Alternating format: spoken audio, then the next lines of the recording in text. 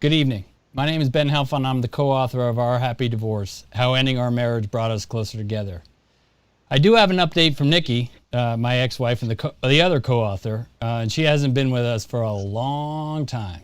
And that's not because Our Happy Divorce isn't happy anymore, I promise. Her husband, Chad, is busy running for his re-election campaign for sheriff, and Nikki's busy being the sheriff's wife. But she has promised after the election, if the world is still turning, that she will be joining us more often on the live stream.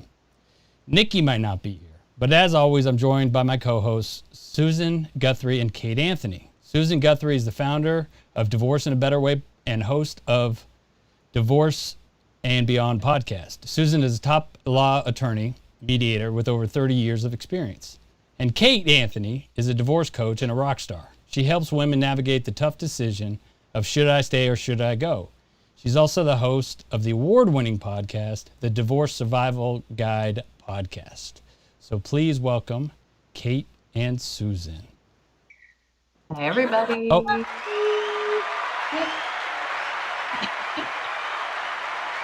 Did I get that right? You did. It's amazing. All of it. It was 2 for 2. Yeah. 2 for 2. We are on at an earlier time, and because I felt like I was going to lose Susan. Kate, you're fine. You're on the West Coast, but at the 8 o'clock hour, it was getting a little crazy. Late but for you guys. what's that? My family was a little cranky. Yeah. Yeah, and selfishly, I was missing an hour of Monday Night Football. So So that really is why we're on earlier. I mean, yeah. without a doubt. So our guest last week, Renee introduced me to our guest tonight, and I had a great conversation with them. And Mike and Summer Mulder have been married with kids. They're both entrepreneurs, parents, co-parents, and step-parents, and they're still figuring out. They've created the Everything Always community because they know firsthand how hard it is to be co-parents, step-parents, and deal with the many challenges and issues that come up when it comes to blending your family. They get it. Their podcast, Everything Always, is there to support you, offer insight and tips on what worked and what hasn't. Their goal is to help you become more connected with your family because it ain't easy, but it sure is rewarding. So please welcome Susan and Mike. You get a round of applause too.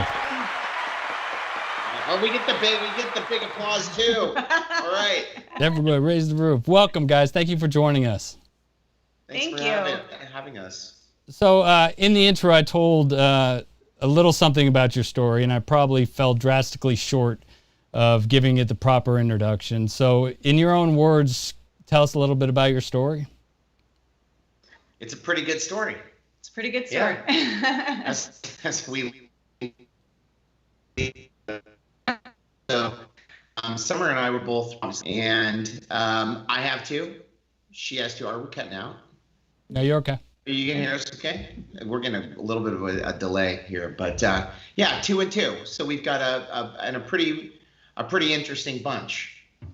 All teenagers now. So we were dating for probably 7 years before we actually got married. Took a while, but we blended after about 2 years, maybe, like all came together, moved in together, and then kind of let the kids kind of guide us. Like we weren't really sure how long it was going to be till we got married. We knew it was going to happen, and then the kids really kind of were. They're like, "Come on, it's about time." And we thought, we'll probably elope. Well, who knows? We'll just do something private. And they were like, "No, this is a big party." It really was too, and the way we did it was pretty cool. It was How awesome. We had everybody involved. It was a real blending of our families when Summer and I actually had the ceremony. It was really cool. Yeah. How old were the kids when you guys got married and started blending the family? So they were, well, when they all met, I mean, our youngest was just over a year old. And then when we got married, she was 10 years old, and our oldest was, he was 14. We're pretty lucky that when we got together, our kids were young. Yeah. So their life experience has been that they've known each other and had interactions from anywhere from probably 2 to 5 or 6 years old in the range, which is, if you're, you know, I sometimes feel bad for people that are trying to blend teenagers. I think it can be so much more difficult later when they're older to have that, because our kids, luckily, they don't really know any different, right? Like, these are their brothers and sisters and people that they've known for most of their life experience, which, you know, so if you're going to get divorced, do it fast. Get it over with quickly, huh? Yeah.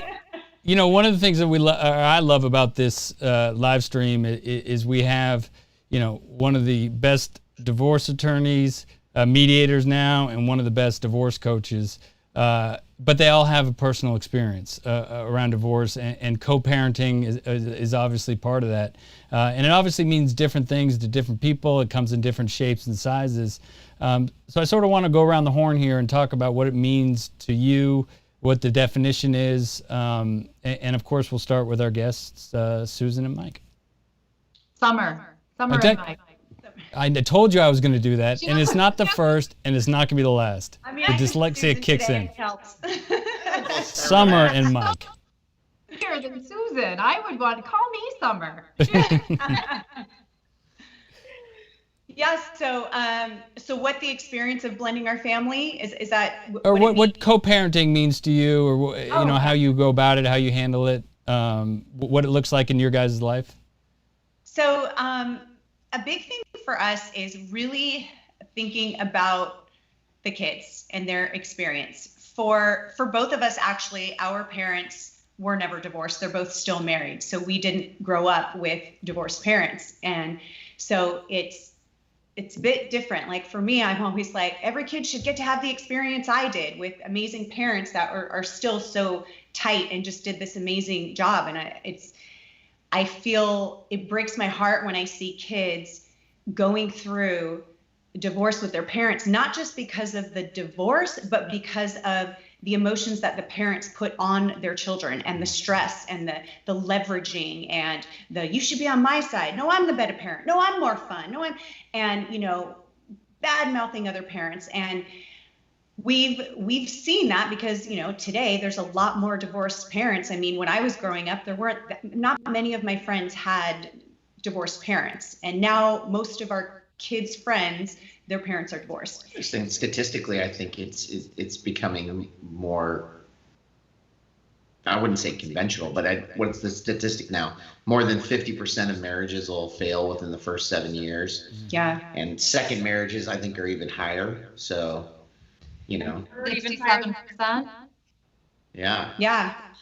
And it's just, it's so much unnecessary drama and struggle that I think kids are going through when it's not their problem, and how it's affecting them and how it's affecting their development. Instead of having, You're back. Are we there? You're We're back. Okay. Yeah.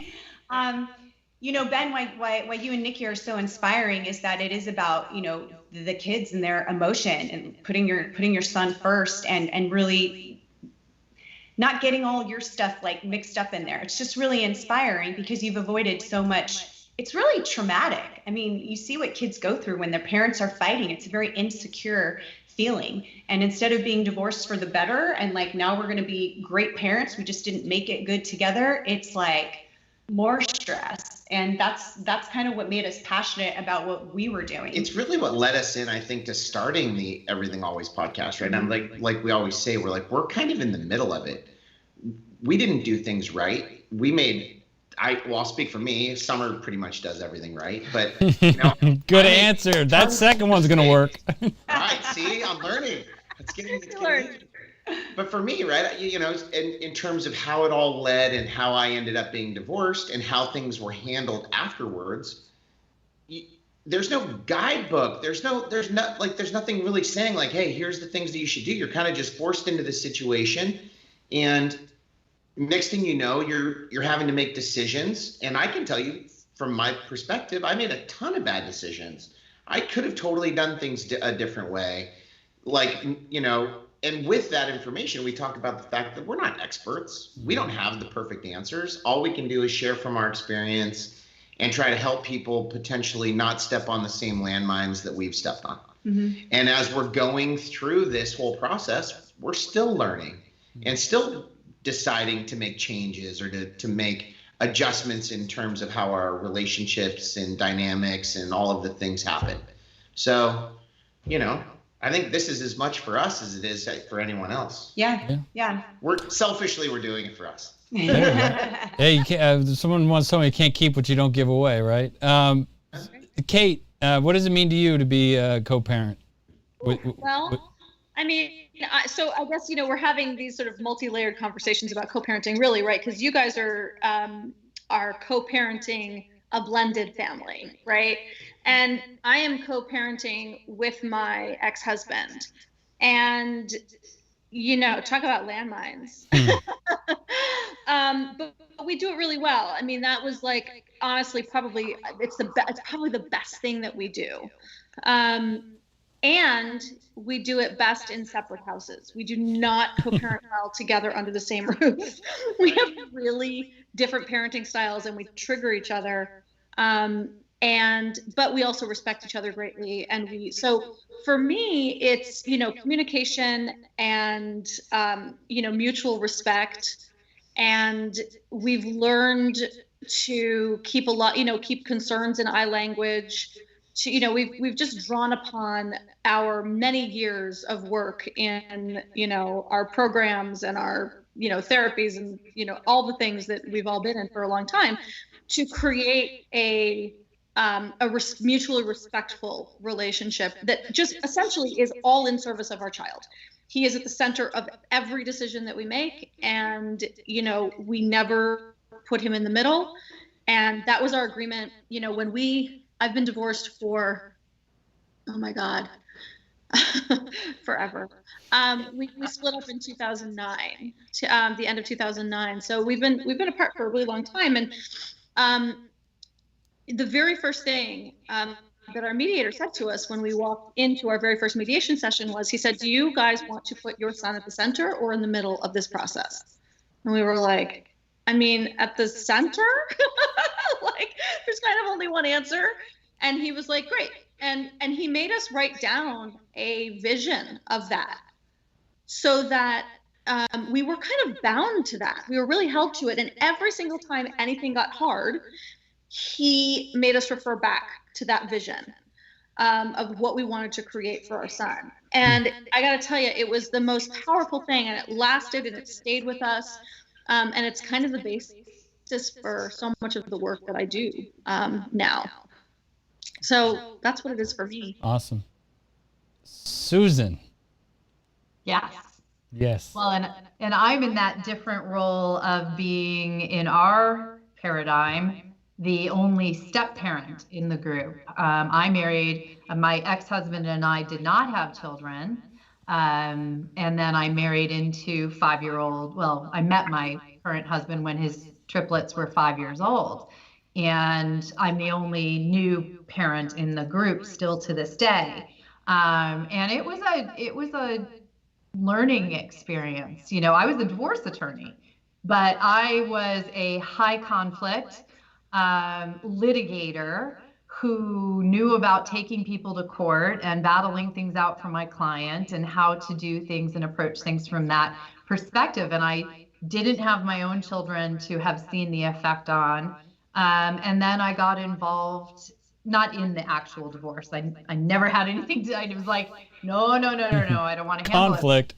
Yeah, but I did get involved in that. I had these 3 beautiful little people in my house, and I would, in my home and in my life, and I would see their faces when their mom and dad would be arguing on the phone, or when there was a difficult drop off or pickup, or when something got forgotten at another house and we couldn't easily transition that or get that for them. And every little time I would see those, those faces, and that changed my entire practice.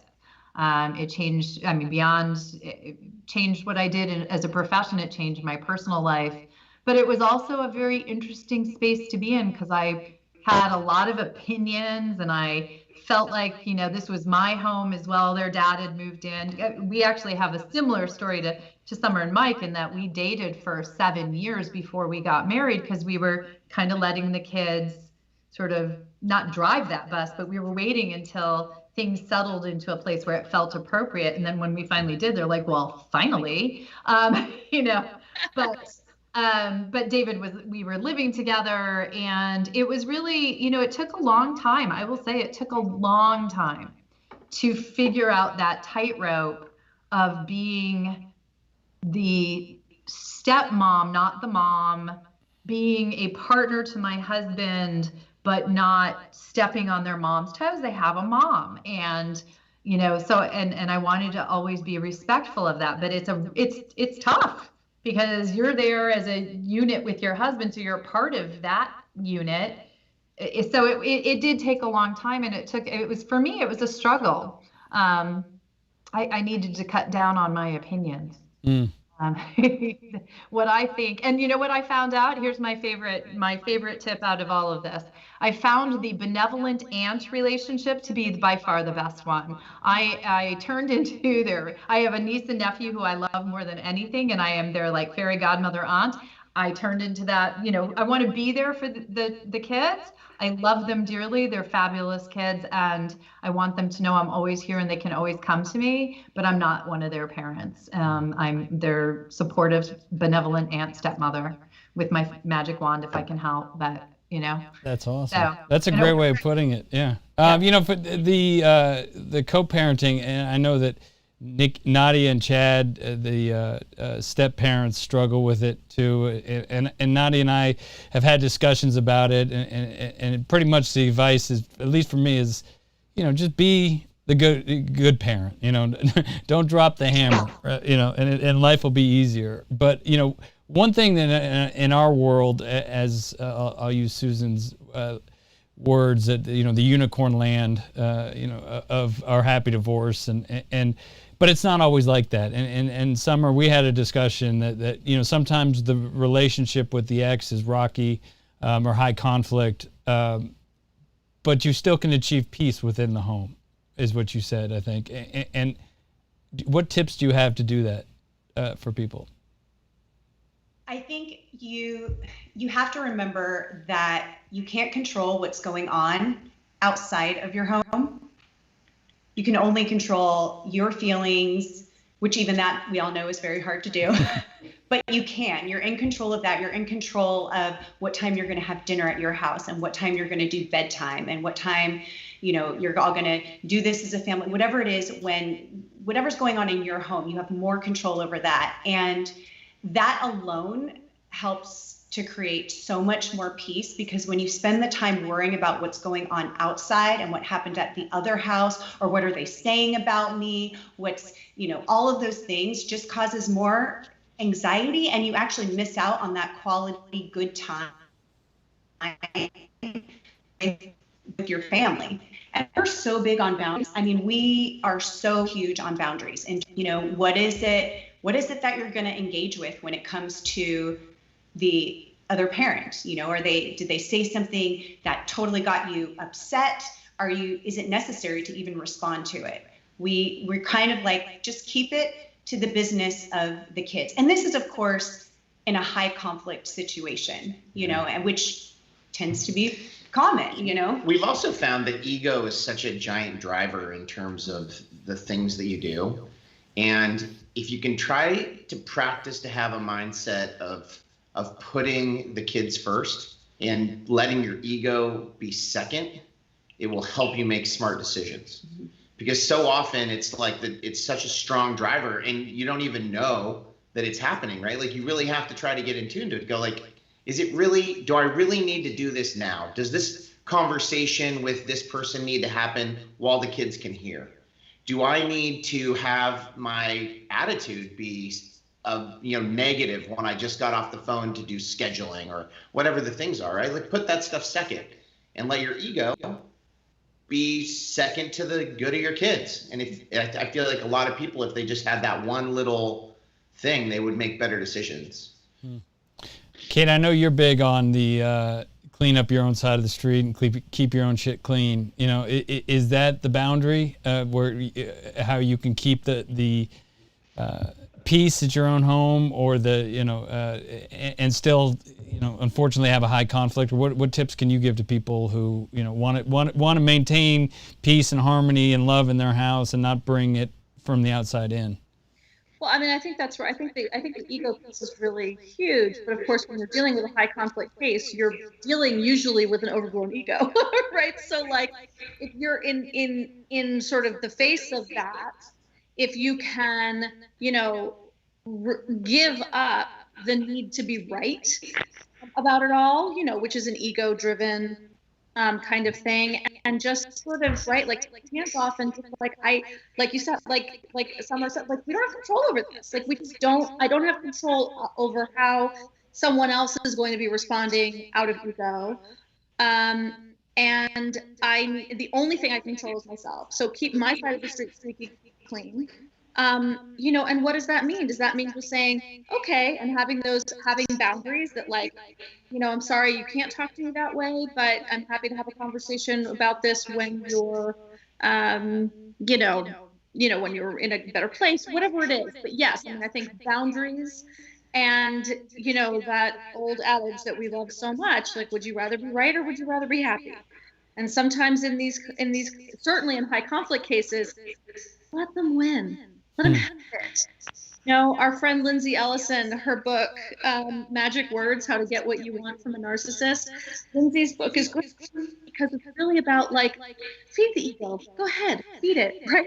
Yeah. Like, let them think it's there, like, whatever, have it. No skin off my ass, right? Oh, no, wait. They do better if they think it's a little skin off your ass. But okay. Right, they do better if they think it's skin off your ass, right? If they think they're winning, let them think they're winning. They can only win what you give them, essentially. They can only really win when you give over your sort of sanity and headspace to them.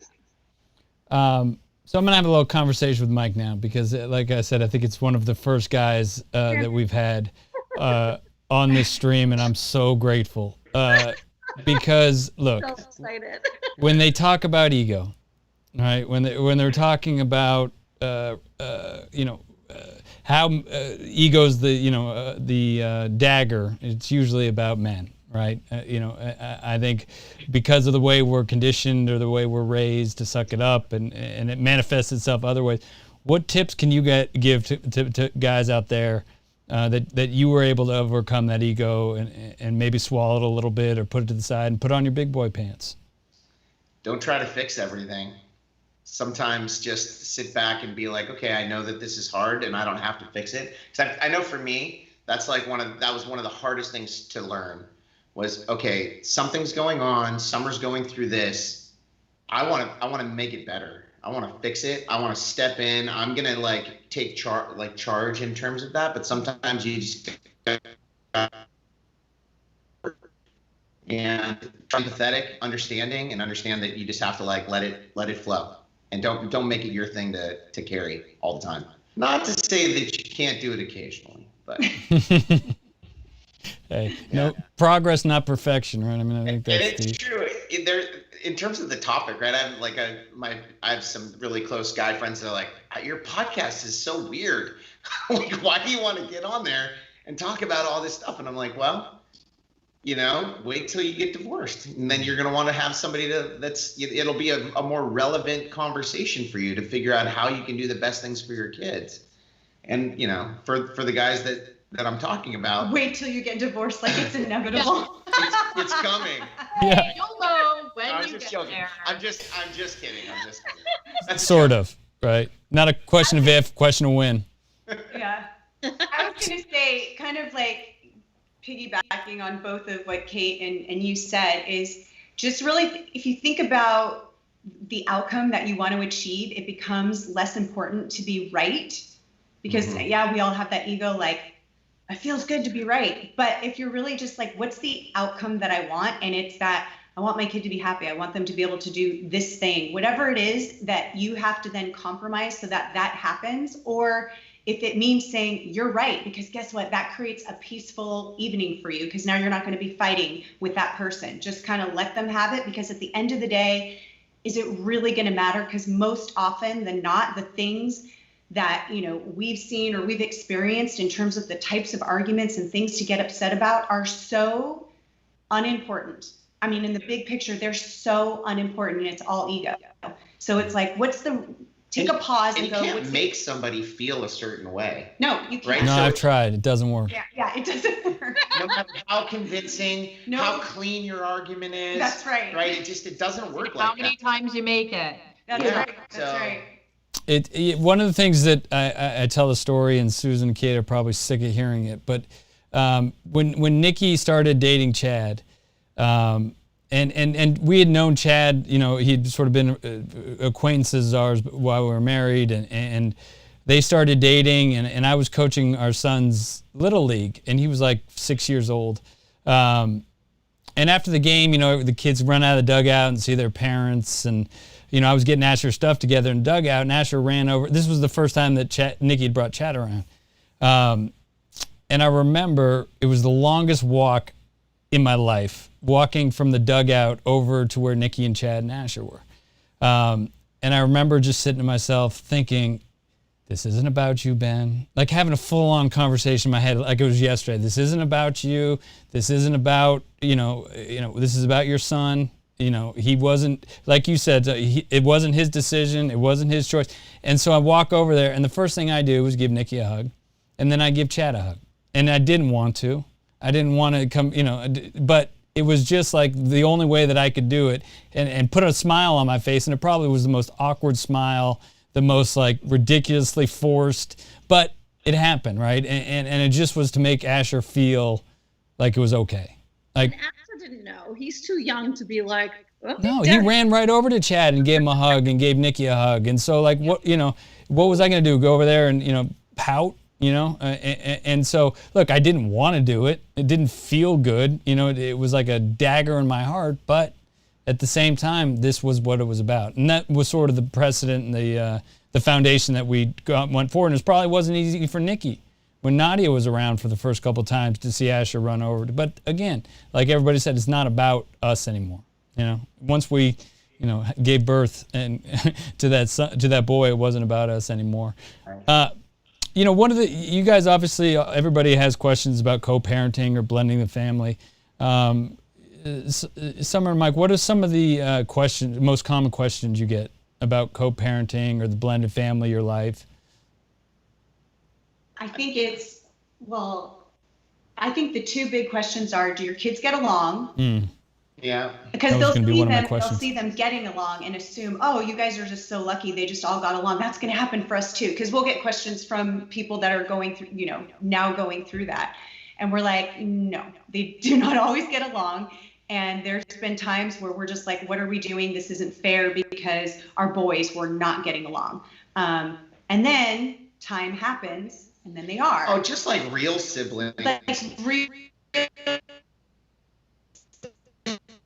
And these two are, now these two can't stand each other. I mean, I think that dynamic happens regardless of whether or not it's a blended family or not. Yeah. And I think, you know, we talk about the fact that it's like, you know what, it might be really tough, but the things that you're struggling with right now are not going to be the same things that you're struggling with on the next chapter. And that chapter could be a week, could be a month or a year, but they don't stay the same. Right. You're constantly evolving, which is we're constantly learning new lessons. And relationships that the same way, right? You go in and out of high conflict. They're the waves of the things that are coming in. Mm-hmm. And every time you have to deal with it, then kind of get back to that semi-peaceful area, you learn your tools and skills to be able to, you know, hopefully prolong those peaceful periods without it having to get like that, and then how to deal with it. I think we get a discipline, I think is a question that comes up a lot. People ask that, house rules. What do you do when there's two different rules at the different houses? We have, or, you know, and kind of, I think like you guys were saying, or I don't remember who was saying it, but in terms of the discipline aspect, we kind of stay in our lanes when it comes to like the real things. If there's something really bad that happened with Logan, who's, you know, my son, but he's my stepson, right? He calls me Mike, not dad. He has a dad. I mean, like, that dynamic. I'm going to say, hey, listen, this stuff that's happened right now or whatever that is, this is bad. You shouldn't be doing this. But you know what? When your mom gets home, she's going to want to talk to you about this. Like I let the hard discipline happen with Summer in that scenario. She does the same thing back with me, right? Mm-hmm. If it's something where, hey, you're running with scissors, I often will say, you know what? It's not my job to tell him to stop running with scissors. I just don't run too fast. Right? Hold them over this way. Yeah, hold them out. Scissors out. No, I mean, but in general, you have to. There are times where you have to step in and be a parent in the parent role in those scenarios. But you let the hard conversations happen the other way. It saves my relationship with them. It doesn't put me in a position where I have to maybe overstep the bound of like that heavy lifting on the parenting side, and you still get to be, what did you say, the magic wand waving person? Benevolent aunt. Yes. Benevolent. Yeah. I love that analogy. It's so great.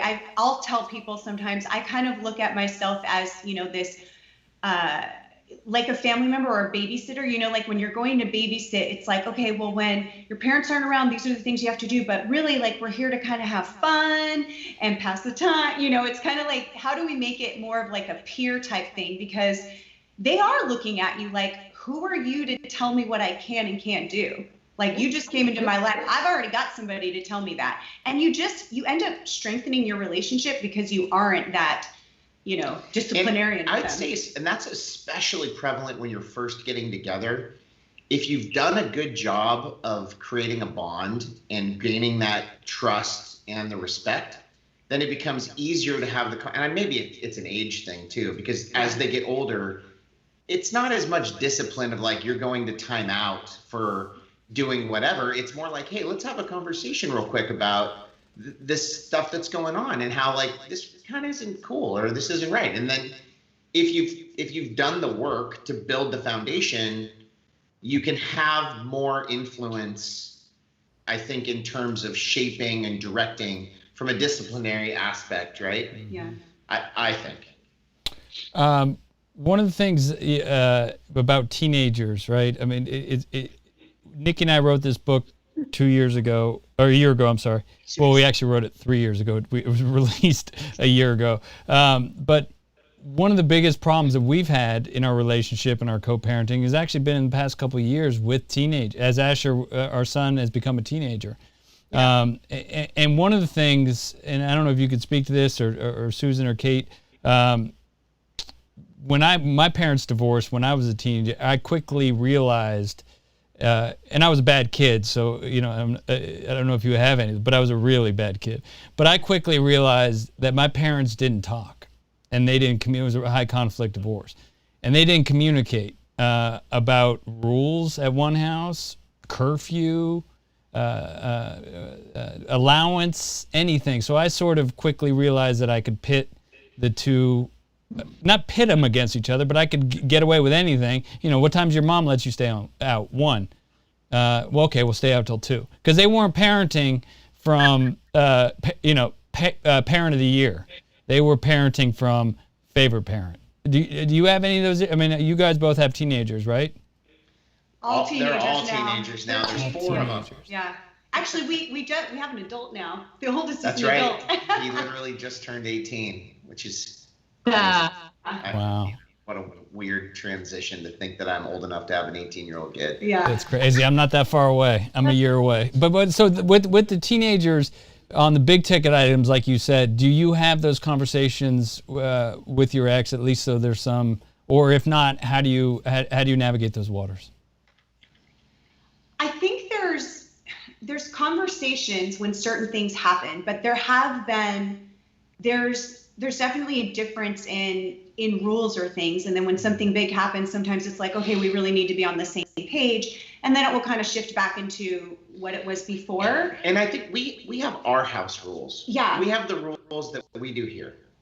And as much as we try to influence the things that happen outside of here, it's like one of those things where it's like, you know what, those might not be the rules everywhere. But when you're here at this time, this is what we do. And I will say, teenagers are smart. They're actually smarter than us, and they can trick us. So you have to be careful.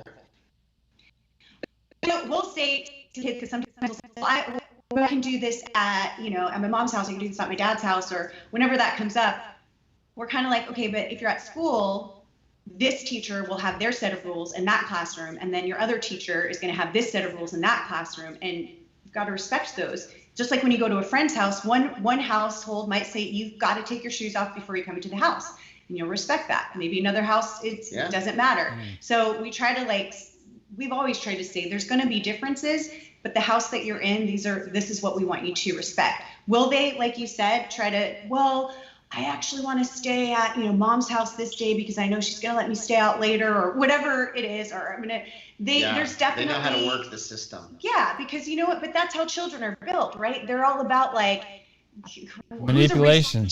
What do I want? I'm selfish. I'm this. That's just part of the development. So you can't, it's not like you're mad at it, but you just have to, okay.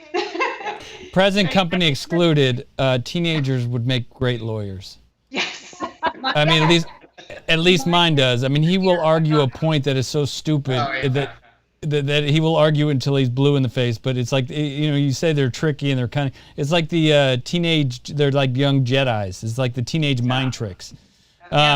Susan and Kate mine likes to pull the well, it's not my fault you guys are divorced card. And there's something that's 2 points. We're in 2 houses, and I'm like, well, babe, you have to, or whatever. And he's like, it's not my fault you guys got divorced. You figure that out. I'm like, shit.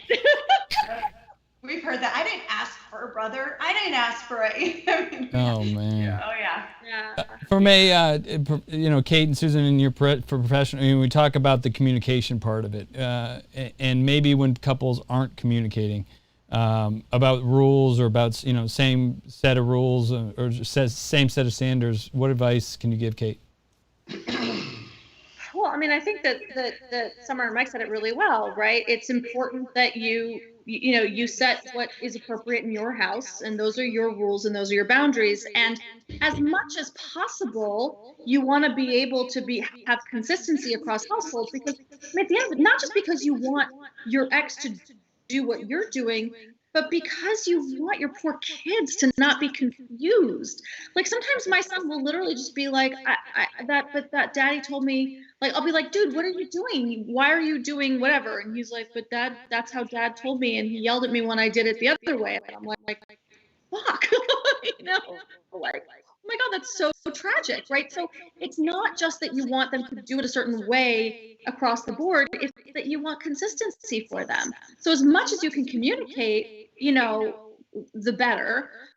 And if it doesn't work and you don't have a collaborative relationship and it's contentious, then, just be really clear about what the rules are in your house and be consistent in your own house. And then, have an open dialogue with your kid about how confusing that might be, for them. I mean, I remember I got mad at my son because he cooked something in a frying pan and he left it and it got like all hardened and crusty and there was like melted cheese. And I was like, dude, you got to soak the pan. And he's like, I soaked the pan at Dad's house and he yelled at me. And I'm like, shit. Okay. So it's just, I mean, I think that as much communication as, but I called, I call my ex and be like, hey, about the frying pan issue or like, but for bigger stuff, I mean, I think it's talking to your kids too about like, I know this is confusing and I'm so sorry that we have different rules, but these are the rules in our house and it is important and here's why, right? I mean, I think that we have to treat kids as if, especially teenagers, as if they are, smaller. My son is not smaller, by the way.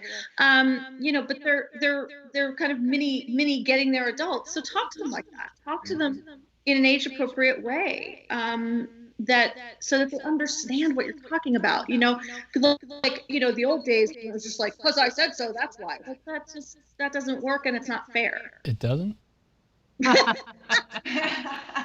Susan, what advice can you give?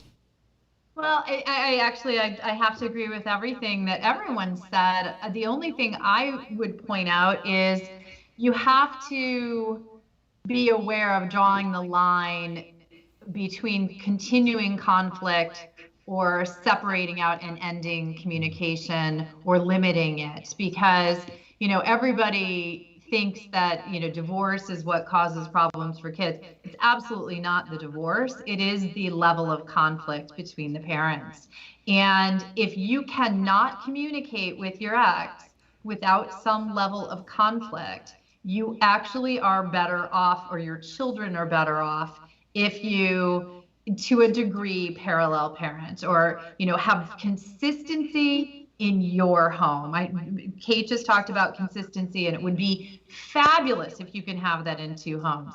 But you're fighting with your co-parent over trying to provide that consistency is only raising the level of conflict, which is only actually causing your children more trouble. So there were times in our co-parenting relationship, or my husband's co-parenting relationship, and my, step parenthood, where we just had to realize that all we could control was in our household, and it was better to not even discuss certain things. So it's also very much picking the battles.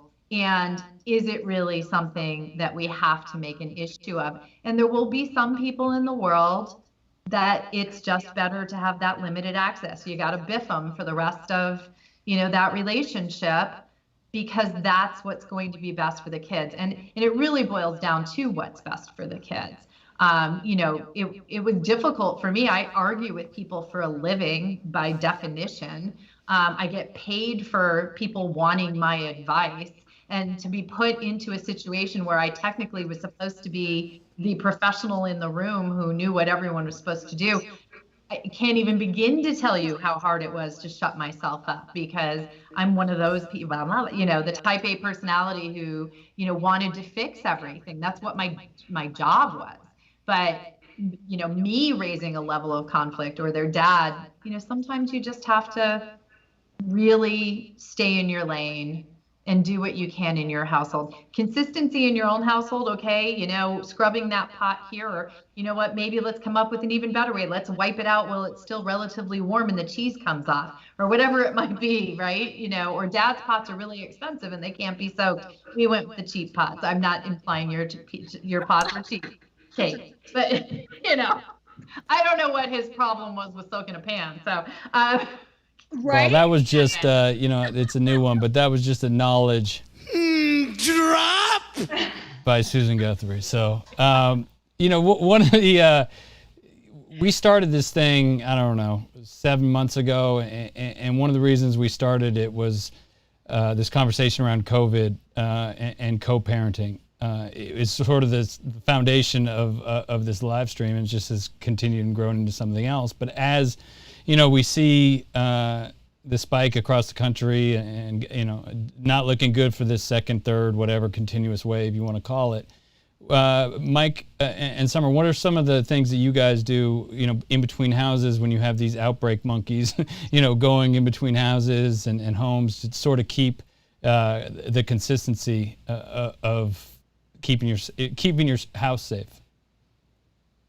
I can say that the kids are around a lot more when there's no school. So it's been the whole setup in terms of who's on the computer, doing Zoom classes, all of that stuff has been it's been a big change. And it's, I think from that standpoint, we did have to buy some better computers. We had to get a faster internet connection, right? And and each side is different. We have different dynamics with my two versus Summer's two in terms of scheduling and time and comfort, in terms of, quarantining and all of that. I'd say the dynamics have been different. Yeah, I don't know. Jump in here. What's the new setup? Is kind of it's it is weird how it became okay, this is just what we do. It's crazy how quickly you adapt and kind of go, okay, this is just kind of how our days go now. But I think in the beginning it was there was a little bit of freak out. I had some freak out. Oh my gosh, going back and forth, what's happening? You didn't have a lot of knowledge, didn't know what was going on. I think definitely had different rules at different houses in terms of our level of wanting to be careful. Yeah, that was, but think here's the benefit for us is that because the kids are older and have like more of that, like a bit more responsibility than if the kids were really little. And I don't know. And I a feel little like bit more say in terms of how serious they want to take the whole, like, their, I don't know, the way they, I can't. Their actions or how they, the way that they, do they want to be around other people? Do they want to stay home? Are they concerned? We had the conversation of like, hey, this is what's going on. There was a lot of, at the very beginning, there was a lot of uncertainty as to what's happening, right? Yeah. I mean, I remember we'd go to the grocery store and wipe everything down before we'd bring it into the kitchen. Yeah. We didn't really know, and that's evolved obviously over the last 4 or 5 months as things have sort of changed. And now it's kind of like, can we just please get back to normal? And,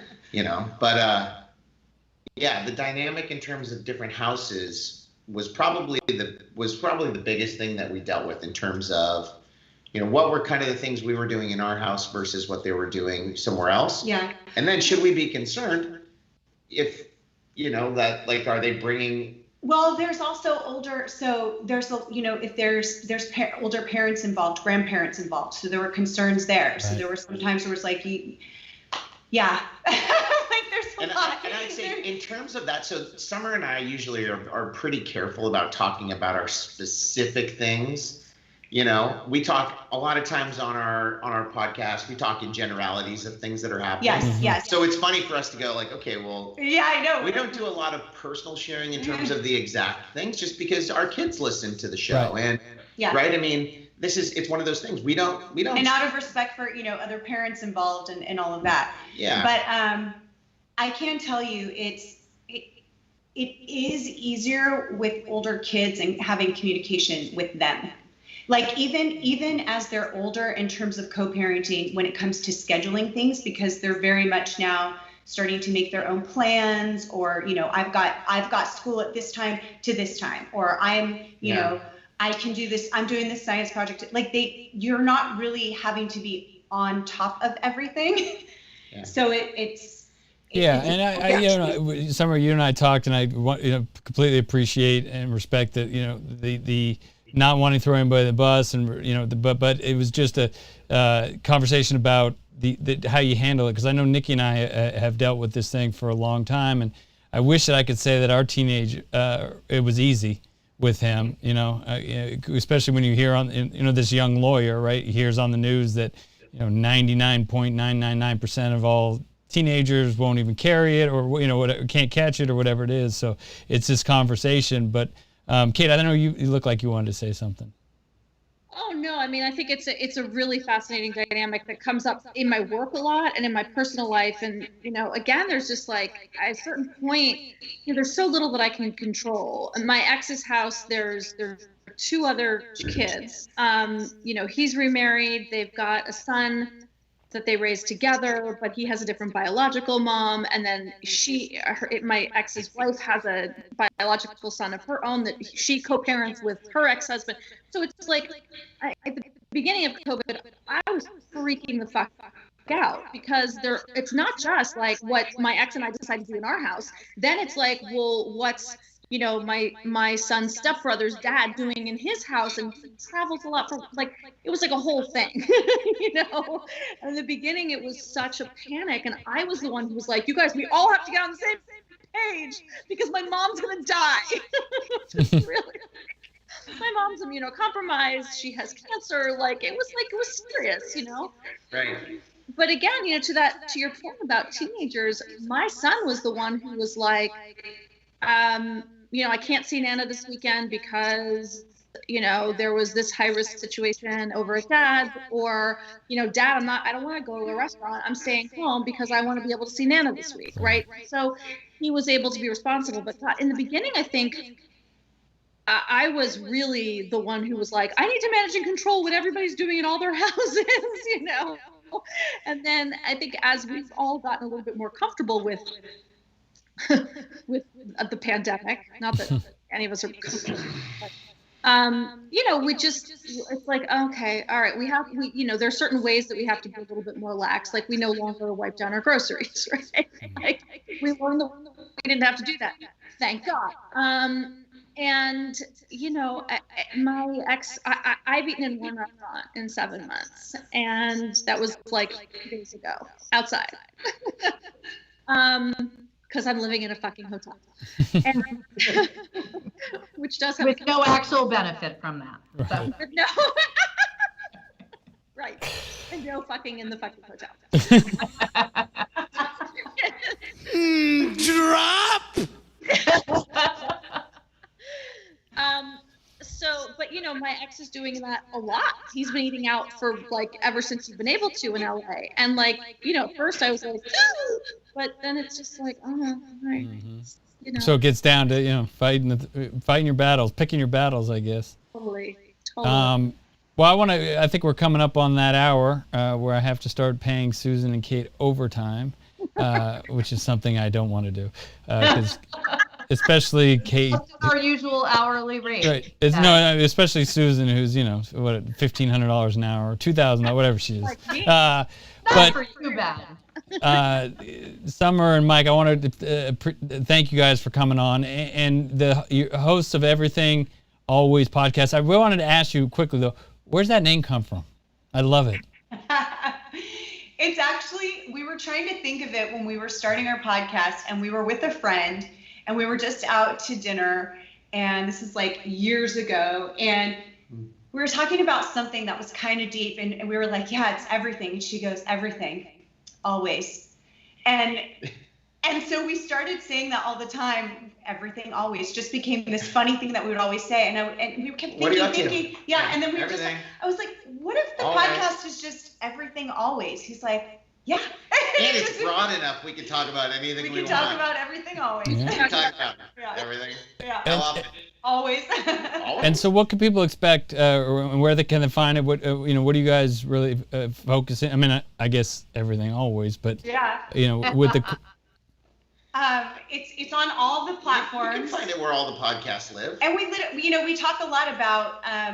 We talk to stepmoms that have never had biological children, what it's like, being thrown into that. We talk about divorce. We talk about high conflict parenting. We talk about raising teenagers. We talk about also just like, how can you yourself not be high conflict yourself? What are some things to tame your own? It's pretty broad, and I'd like to think that it's kind of fun. Although the topic is like, you wouldn't normally think that it's kind of fun, but Summer's, she's funny. Right? I'm not that funny. She cracks me up all the time. And where can people find you on social media and get all the goods? Everything Always Co. And then we're also everythingalways.co. And then you had sent a copy of your ebook, which I just found fascinating. And I'm going to try to do this. I don't know if it's going to work, but. There it is. It worked. It worked. And it's just a great manual, for co-parenting and blending the family and all that stuff. And where can people find that? Actually, if you go to everythingalways.co, right when you get there should be a pop-up that lets you download it right away. Totally free. Oh, totally free. My favorite. Night. My favorite price. Like us, exactly. And then things we've learned and how you can make it more awesome. It definitely is. I got a chance to read through it, and it's definitely filled with a bunch of great information and a lot of the stuff that works for Nikki and I, and no reason why it shouldn't work for all you. Thank you guys again, and Susan and Kate on social media everywhere. I'm not even going to try to say the name of your podcast again. Can't get away Kate. from them. Well, this has been a lot of fun. Thanks a lot for having us. Yeah, thank you guys very much. And we'll be back next week, same time, same bat channel, early. I don't know what to do now. It's like 6 o'clock. I can go, actually have dinner and not have to be a midnight snack. Watch football. Watch football. That's it. Thank you guys very much. We appreciate it. Best of luck. You. Bye.